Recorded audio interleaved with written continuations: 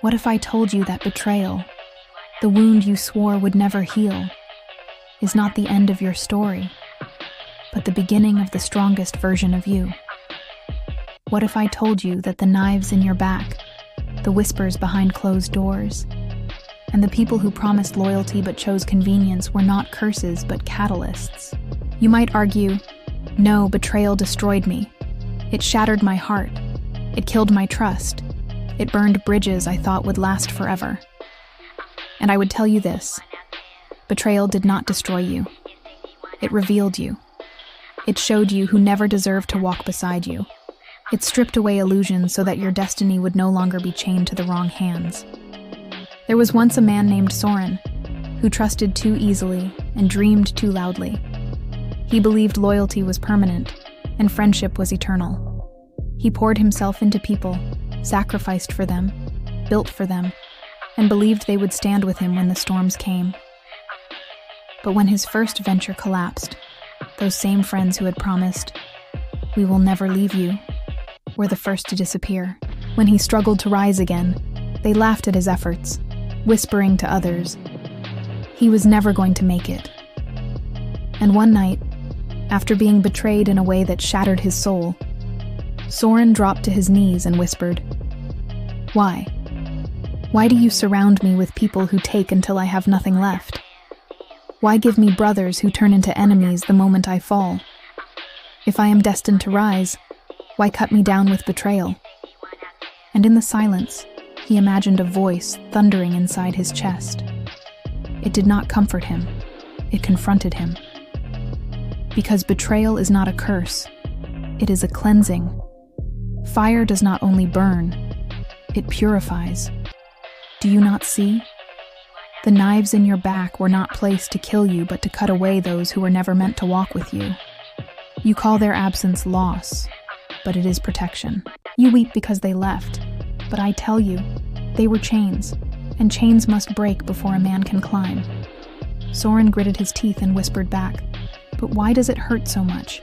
Why must the pain be so unbearable that it feels like I am being torn apart? Why must I bleed before I am allowed to breathe?" And the voice replied with unrelenting fire, "Because pain is the price of clarity.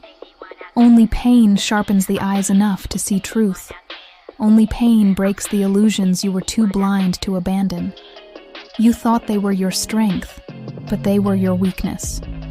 Betrayal does not kill destiny. It clears the path for it."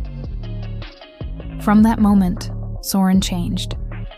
He stopped chasing loyalty from those who had already left. He stopped begging for acceptance from people who only clapped when he failed. He whispered to himself each morning, "Do not curse those who left. They were never meant to arrive at your future. Do not cry for the hands that let go. They were not strong enough to hold what you are becoming." He rose earlier, worked harder, and built with discipline no betrayal could shake. But life was not done testing him.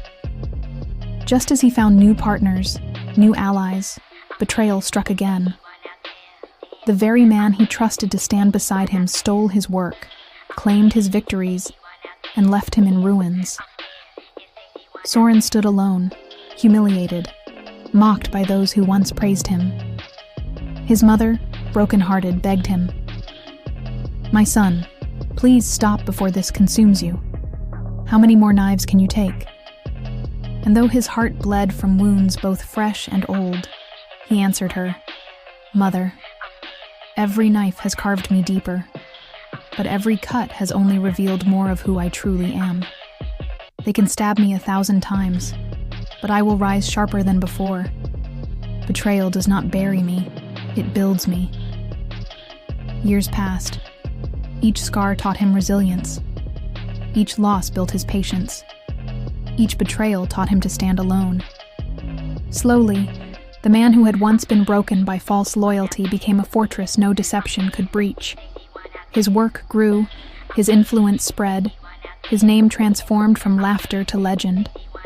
Yet destiny never leaves steel half-forged.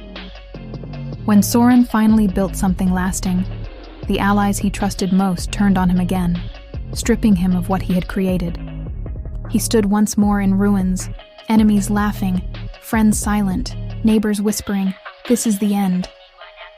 But in that moment, Soren lifted his face to the sky and declared into the emptiness, "You can betray me, but you cannot break me. You can steal my work, but you cannot steal my will. You can stab me 1,000 times, but I will rise 1,001.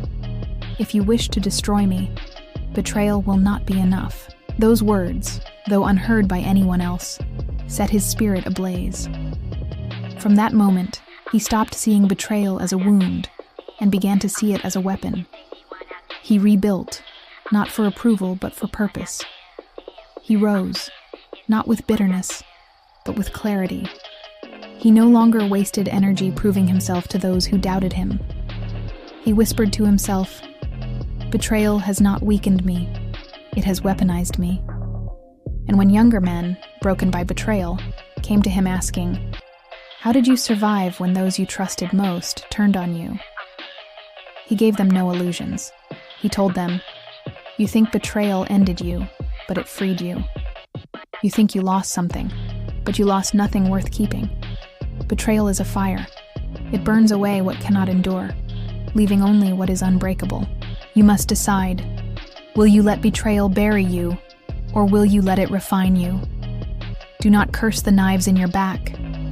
They are the proof that you were moving forward." By the end of his life, Soren was remembered not as a man who never trusted, but as a man who never stopped rising. His scars were not signs of weakness. They were his credentials. His betrayals were not the end of his story.